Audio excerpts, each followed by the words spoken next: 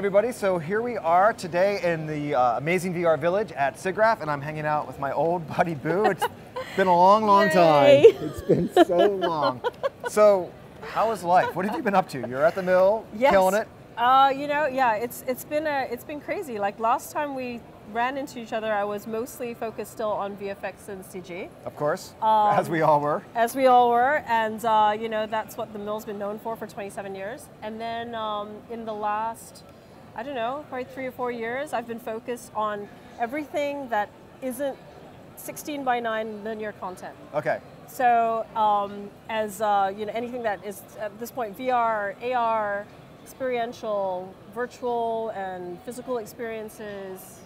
All of that is what I've been looking after. Interesting. So are you, obviously you have clients coming to you for consumption-based projects. Are you guys also using VR and AR to help traditional production problems? Like how's the mill approaching that? Because I see the Blackbird over there, you do crazy stuff all over the place. So right.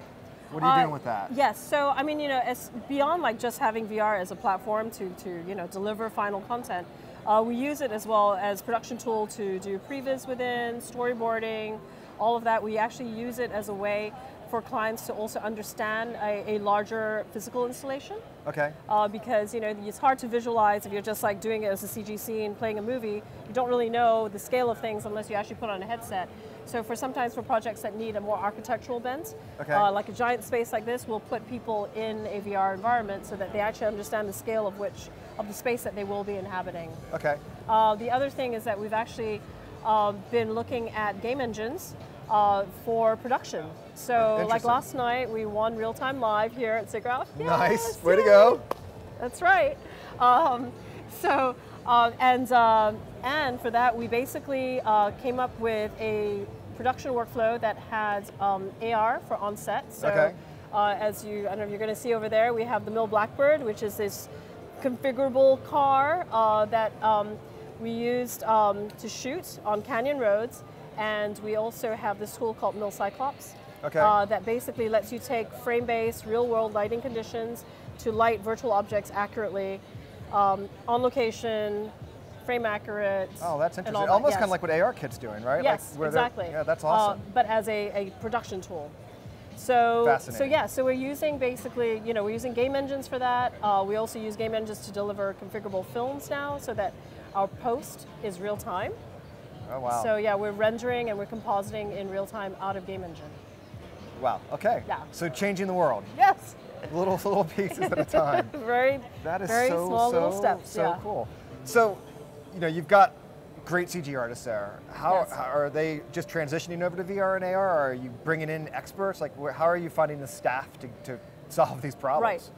Well, I mean, at the mill, we've basically built this as a very kind of integrated way of production. Okay. So we're not just tacked on like, oh, here's this department of 5 people, and that's, you know, that's what you have to do the projects that you do.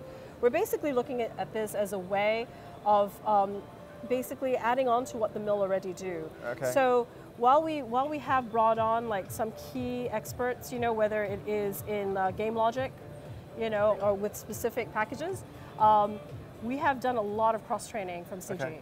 We've done a lot of cross-training because we find that, you know, we're not making AAA game titles. Right.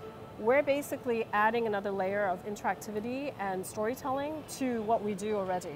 Right. So in many ways, it's easier for us to train up our artists with new tools because they already have like a certain set expectation of quality and storytelling.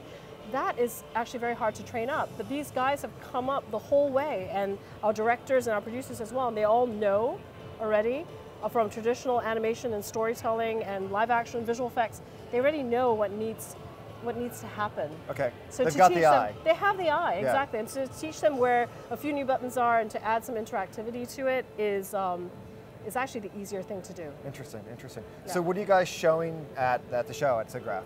Why? I mean, the Blackbird's out there. Yes. That's so cool. The Blackbird's out there. But you've got some other stuff. Yes, we do.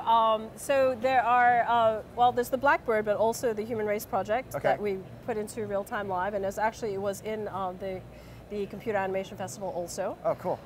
And then we also have Strata, which is our biometrically driven VR experience. Nice. Yeah. Yeah, I saw some people, and they you know, like they've got the hand monitor and the head monitor going on, and it reminds me, there was that old SGI like little game that came on the SGI's Tranquility, where you had to jump to reach higher levels. Nice. And it was just like, you know, Sounds like it came with that and like, you know, Doom. And those were the two games that you had on your SGI, you know, 20 years ago that you could play in the studio. And Tranquility was very similar. It's just like, you have to be calm. Have you put yourself in No, yet? the lines are too long. So unless you can help me with that, you know, I think we can cut in. Get me in there. I think so. Sure. Because we're old friends.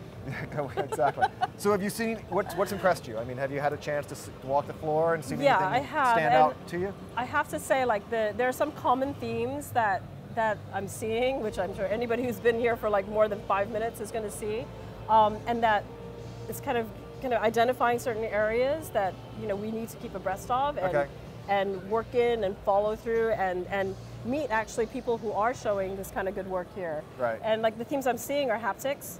Yeah, that's huge. everywhere. It's everywhere. Whether it's tiny membranes on your finger or something that's a giant belt on you that pushes and pulls you, you know, machine learning, neural nets, artificial intelligence, bots, like that is just like that. Everything. Yeah. It's just like, oh yeah, we have a fluid sim powered by a neural net, and then we have this. As you do. As you do. When you as have everybody a neural net. does. Yeah, of course. Why not? Yeah, exactly. I want a neural net. Anyway, so there are common themes like that. You know, I'm not seeing a lot of it right now, but you know, AR is definitely, in my opinion, the next computing platform. Right. So that is just like, I'm just waiting for that. You know, we're starting to work in that area as well, and it's like we're just kind of just watching it come. I'm super excited about that. So what do you think about media entertainment companies branching out and going into other verticals? You know, going into design, manufacturing, or architecture. Is the mill interested in doing this stuff like that? Do you see it? Do you see you guys broadening your traditional reach? Well, we made a car. You did make a car.